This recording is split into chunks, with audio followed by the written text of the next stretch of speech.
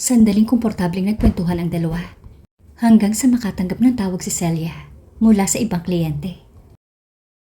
Nang ibaba ni Celia ang telepono, tumingin siya kay Alec na tahimik pa rin nakaupo sa silid. Mr. Wagner, meron ka bang tiyak na mga kinakailangan para sa estilo ng damit pangkasal? Walang specific, Celia. Sundin mo lang ang mga sarili mong idea. Maaari kang maglaro sa iyong mga personal na gusto. Naniniwala ako sa taste mo. Ang tiwalang ito ay nagpasikip sa dibdib ni Celia. Pakiramdam niya ay determinado ito at ayaw niya itong biguin. Nang oras na natapos niya ang draft at outline, malapit nang matapos ang oras ng kanyang trabaho, ibinalik niya ang kanyang tingin sa kanyang disenyo at iniwang ipinagmamalaki ang kanyang sarili. Pagka-uwi ng bahay, ilang minuto pa lang ang nakakalipas, biglang may kumatok sa pinto. Mabilis na kumalas si Celia mula sa pagkakayakap kay Tyson. Ako na ang magbubukas ng pinto. Tumakbo siya papalapit sa pinto at nagulat siya nang buksan iyon. Nakatayo sa labas si Brea at Wayne na tila mukhang nag-aalala. Nagkatinginan ang dalawa bago tumingin kay Celia. Agad na pinapasok ni Celia ang dalawa. Tumingin si Tyson sa tila nagtatanong ng mga mata ni Wayne. Kailangan ko pang mag-imbestiga. Hindi ako hihinto hanggat hindi naaayos ang problema. Biglang may naalala si Brea at nagtanong, Cel, Carter ba ang apelyido ng nanay mo? May kinalaman kaya ang pamilya Carter? Nabalitaan ko mula sa isang tao na isang babae mula sa pamilya Carter ang namatay sa isang aksidente sa sunog. Ngunit hindi sila kailanman nagsagawa ng libing para dito. Parang may kakaiba. Medyo naintriga si Celia at tinanong si Brea, alam mo ba ang pangalan ng babae? Umiling si Brea at humingi ng paumanhin. Hinarang ng pamilya Carter ang bawat impormasyon tungkol sa kanya at hindi pinayagan ang sinuman na magsalita tungkol dito. Nabalitaan ko lang ito ng pribado. Hindi napigilan ni Celia ang pagkadismaya. Pagkaraan ng ilang sandali ay umalis na sina Wayne at Brea. Nakaramdam ng pagod si Celia matapos ang mahaba at abalang araw. Naligo siya at sinabihan si Tyson na matutulog siya ng maaga. Hindi niya inaasahan na makakatulog siya hanggang kinabukasan. Buti na lang at may ilang oras pa bago siya mahuli sa trabaho. Mabilis siyang naligo at inihatid siya ni Tyson sa kumpanya. Kakaayos lang ni Celia sa kanyang opisina nang dumating si Alec. Akala ni Celia ay para sa trabaho, kaya mabilis siyang nagpaliwanag. I'm sorry, Mr. Wagner. Kami ay naging abala sa maraming bagay kamakailan. Isa pa, ang mga materyales sa damit pangkasal ay kabibili pa lamang. Kailangan pa natin ng ilang oras para matapos ang final product. Celia, nagkakamali ka ng pagkakaintindi. Hindi ako pumunta dito para sa damit pangkasal. Pumunta ako dito para sabihin sa iyo ang isang importanteng bagay. Tiningnan ni Alex si Celia nang may paghangang tingin sa kanyang mga mata. Alam mo na may anak ako, hindi ba? Nagalit siya sa akin simula nang namatay ang kanyang ina. Dahil doon, pinigilan kong sabihin sa kanya ang totoo na ako ang kanyang ama. Ang magagawa ko lang ay suportahan siya sa sarili kong paraan behind the scenes. Tumango si Celia. Alam ko. Pero Mr. Wagner, ano ang kinalaman ng anak mo sa akin? Walang sinabi si Alec. Bagkus ay naglakad palapit kay Celia. Pakiramdam ni Celia ay may kung anong pamilyar na bumangon sa loob niya. Sa hindi malamang dahilan, nagkaroon siya ng pagnanais na lumapit dito. Pero at the same time, gusto niya rin itong itulak palayo. Celia, ang totoo ay ikaw ang anak ko. Saglit na nagulat si Celia bago sumilay ang mapait ng ngiti sa kanyang labi. Mr. Wagner, please, huwag mo kong biruin sa mga ganitong bagay. Hindi ito nakakatawa, okay? Pero deep inside, alam niya na malamang na totoo yun. Gayunpaman, tumanggi siyang maniwala. Inilabas ni Alec ang resulta ng paternity test at ibinigay kay Celia. Hindi ako nagbibiro. Ikaw talaga ang biological kong anak. Sa totoo lang, nahulaan ko na ito nang inilabas mo ang singsing na iyon. Kaya palihim akong nagpa-paternity test. Ang resultang ito ay nagpapatunay na ikaw ay anak namin ni Jennifer. Blankong tinitigan ni Celia si Alec. Pagkatapos ay mariin niyang ipinilig ang kanyang ulo na tila hindi maintindihan ang paghahayag na ito. Kung ganon, bakit hindi mo sinabi noon? Sinubukan kong marinig ang side mo. Ngunit sinabi mo na ang iyong anak ay ibang tao. At ngayon sinasabi mo sa akin na ako ang tunay mong anak. Ano ba talaga ang gusto mo, Mr. Wagner? Celia, gusto kong sabihin noon sa iyo ang totoo. Ngunit nang marinig ko na labis mong hinahamak ang iyong ama, natakot ako. Natakot ako na kapag sinabi ko sa iyo ang totoo, lalo mo akong kamumuhian at itakwil mo ako sa iyong buhay. Kaya ginusto ko munang magkaroon ng magandang impression sa iyo bago sabihin sa iyo ang totoo. Umiwas ng tingin si Celia.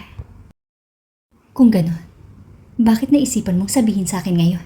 Dahil ba sa tingin mo ay nagtagumpay ka sa paggawa ng magandang impression sa akin?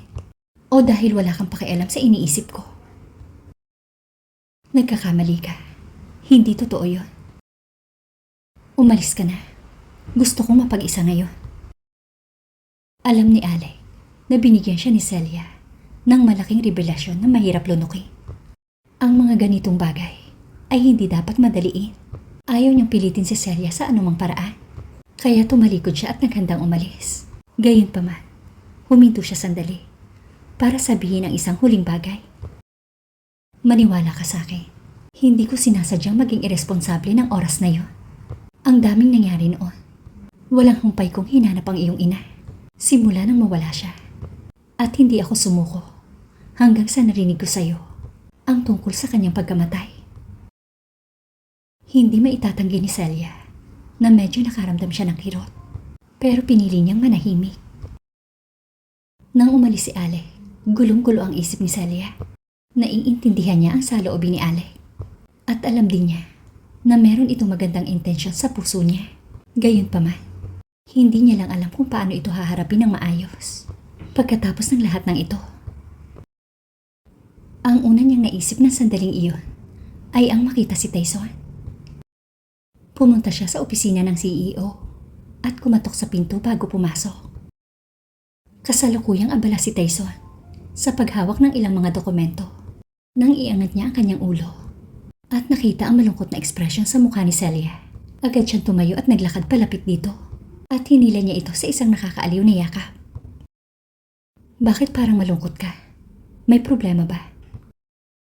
Saglit na natahimik si Celia habang sinusubukang bumuo ng mga salita.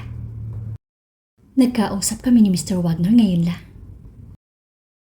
Nagbago ang ekspresyon ni Tyson nang banggitin ni Celia ang pangalan ni Alec. Sel, may sasabihin sana ako sa iyo tungkol sa kanya. Oras na matapos ko ang trabaho ko. Pero hindi ko inaasahan na siya ang unang lumapit sa iyo. Natuklasan ni Brian ang ilang impormasyon tungkol sa iyo at kay Alec. Ikaw at si Alec. Mag-ama, di ba? Putol ni Celia. Ngayon lang ba sinabi sa iyo ni Alec? Tumango si Celia. Magulo ang isip ko. Hindi ko alam kung paano ko haharapin ang sitwasyong ito. Alam kong hindi niya ginusto ang mga nangyari. Pero hindi pa rin mawala sa isip ko na matagal na siyang nagsisinungaling sa akin. Tyson, ano ang dapat kong gawin? Inaliw siya ni Tyson at iniabot sa kanya ang isang dokumento. Walang makakapagdesisyon para sa iyo. Ang tanging maibibigay ko lang sa iyo ay ang nakaraan ng nanay mo at ni Alec. Baka sakaling makapag-isip ka pagkatapos mo itong basahin. Binasa ni Celia ang dokumento. Ang kanyang ina na si Jennifer ay mula sa pamilya Carter. Sa loob ng mga dekada, ang pamilya Carter at Wagner ay napanatili ang samaan ng loob dahil si Jennifer ay ipinagkasundo ng kanyang pamilya sa ibang lalaki. Imposibleng magkatuluyan sila ni Alec. At ang nangyaring one night stand ay naging isang masamang relasyon. Ipinagbuntis ni Jennifer ang anak nila ni Alec. Matapos silang magmahalan, sinubukan siyang pilitin ng kanyang ama na magpalaglag. Ngunit tumanggi siya at nagbanta na magpapakamatay. Pagkatapos ay ikinulong siya sa isang attic matapos makipagtalo sa kanyang pamilya. Hindi nagtagal, nasunog ang attic nang hindi sinasadya. Inakala ng mga tao na namatay si Jennifer sa sunog. Ngunit tanging pamilya lang ang nakakaalam na hindi na-discover ang katawan ni Jennifer sa attic. Pagkatapos ay nagpa siya ang ama ni Jennifer na ilihim sa iba ang bagay na ito at nawala si Jennifer sa alaala ng lahat sa ganoong paraan. Napailing si Celia sa natuklasan kaya natagalan siyang kumalma. Niyakap siya ni Tyson ng mahigpit.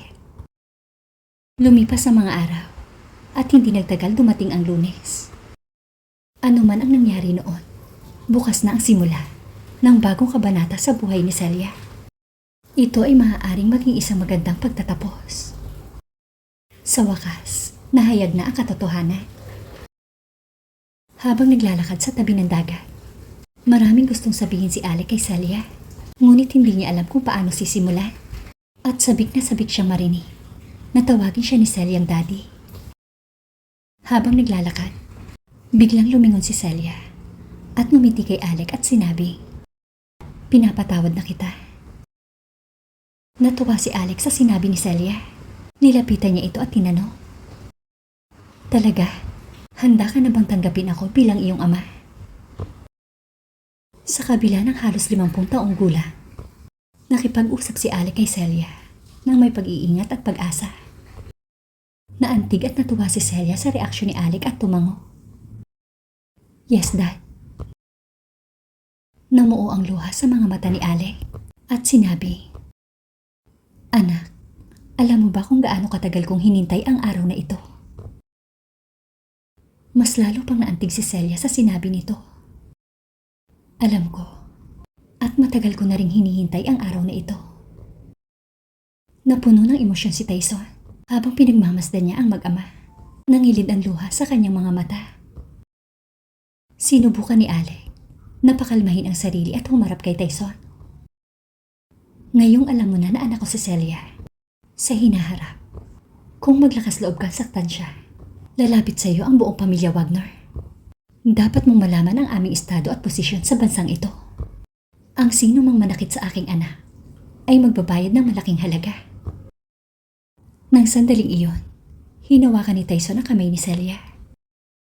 "Huwag kang mag-alala. Kahit na hindi mo siya anak, habang buhay akong magiging mabuti sa kanya. Dahil mahal ko siya." Namula ang pisngi ni Celia. Sa kabila ng maraming beses niyang narinig ang matatamis na salita ni Tyson, nakaramdam siya ng hiya nang sabihin ito sa harapan ng kanyang ama ang mga salitang iyon. Maayos na nagpaalam sina Tyson at Celia kay Alec bago tuluyang umuwi ng bahay. Naligo si Celia pagkarating ng bahay at dahil pagod siya, wala siyang oras para iproseso ang lahat ng nangyari ngayon. Hindi niya inaasahan na magiging ganito ka-smooth ang mga bagay-bagay. Lagi niyang priority ang nanay niya. Hindi niya alam kung ano ang susunod niyang gagawin ngayong nalaman na niya ang lahat. Hinalikan ni Tyson ang kanyang batok. "Anong pinagsasasabi mo? May isa pang mahalagang gawain na hindi pa tapos." Naguguluhang nagtanong si Celia. "Ano yun?" "Sa tingin mo ba, may oras na tayo para magkaroon ng baby?" Napagtanto agad ni Celia ang ibig nitong sabihin. Namula siya at marahan itong itinulak. Ngumisi si Tyson at marahan siyang hinalikan sa pisngi. Lalong namula si Celia, pero hindi na niya ito itinulak palayo. Sa halip, yumakap siya dito sa liig. Pakiramdam niya ay lumulutang ang kanyang katawan matapos hindi mahawakan si Tyson sa mahabang panahon. Sabik na siyang papasukin ito bago pa nito magawa ang susunod na hakbang. Pinulupot niya ang kanyang mga braso sa liig ni Tyson. Dahan-dahan niyang hinalikan ang labi nito. Pinakawalan ni Tyson ang pag-atake nang maramdaman niya na inaanyayahan siya. Pinasok niya ito at naramdaman ang sarap na laging bumibihag sa kanya. "Mahal na mahal kita, Sel." Ipinagtapat ni Tyson sa tenga ni Celia ang kanyang nararamdaman at pilit itong pinatunayan. Ngayong tapos na ang lahat, desidido siyang gawin ang lahat sa babaeng kanyang iniibig. Natulog si Celia hanggang kinaumagahan at natuklasan na wala si Tyson sa tabi niya. Gayunpaman, hindi siya nakaramdam ng takot dahil naniniwala siya na hindi siya nito pababayaan. Pagkatapos magbihis, lumabas si Celia sa kwarto at nakita si Tyson na lumabas mula sa kusina na may dalang umuusok na pagkain. Nang mapansin siya nito, nagpakita ito ng kaakit-akit at patamis ng ngiti. Sa wakas gising ka na. Halika at kumain. Umupo si Celia at nagtanong, bakit ang aga mong gumising para magluto? Ngumiti si Tyson at sinabi, napagod kita kagabi, kaya gusto kong bumawi sa iyo ngayon. Isa pa, hindi kita hahayaang magutom. Who knows? Baka dinadala mo na ang anak ko. Habang inaalala ni Celia ang naging intimate moment nila sa nakaraang gabi, namumula siyang sumagot. Hindi ito mangyayari ng ganun kabilis. Sumandal si Tyson at hinalikan siya sa pisngi. Well, kailangan ko pa palang gumawa ng mas maraming effort. Tinapunan siya ni Celia ng masamang tingin at binalaan. Umaga na. Itigil mo na yan. Sige, titigil na ako after last night. Baka magalit ka kapag tinuloy ko. Siya nga pala.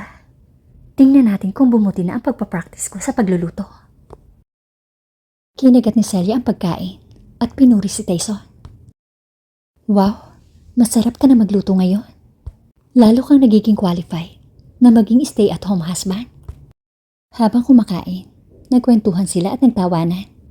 Pagkatapos nun, magkayakap sila sa sofa habang nanonood ng TV.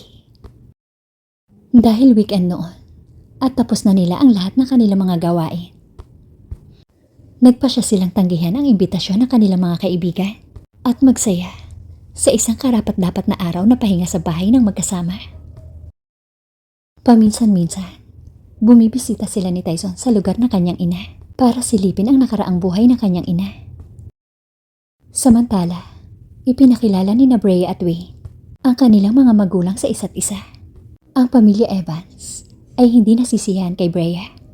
Ngunit determinado si Wayne na makasama ito at handang ipaglaban ang kanyang sarili. Si Lita naman ay nanalo sa isang talent show at umusbong bilang performer at naging sikat na bagong mga awit. Gumanda rin ang relasyon nila ni Ronald. Maayos ang buhay ng mga taong mahal ni Celia. Makaraan ang isang buwan, nabuntis si Celia pagkatapos ng patuloy na pagsisikap ni Tyson. Nagulat ang lahat sa balita at ang lahat ay tinrato siya bilang isang fragile na bulaklak.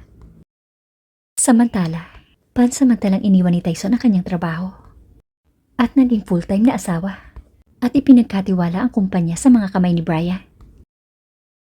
Pagkaraan ng 9 na buwan, nanganak si Celia ng isang batang babae, isang napakagandang munting prinsesa na bunga ng pagmamahala nila ni Tyson. At dahil naranasan niya ang hindi mabilang na mga sandali nang muntik na siyang mapahamak at mamatay sa kanyang nakaraan, nagpapasalamat si Celia na nasa tabi niya si Tyson. Magkasama nilang hinarap ang bawat hamon ng buhay at hindi binitawan ang kamay ng isa't isa. Ang nagkasala ay naparusahan at ang humingi ng kapatawaran ay pinatawad. At bilang isang resulta, ang lahat ay nagsimulang mahulog sa tamang lugar. Talagang tunay na kahanga-hanga ang naidudulot ng pag-ibig sa mga tao.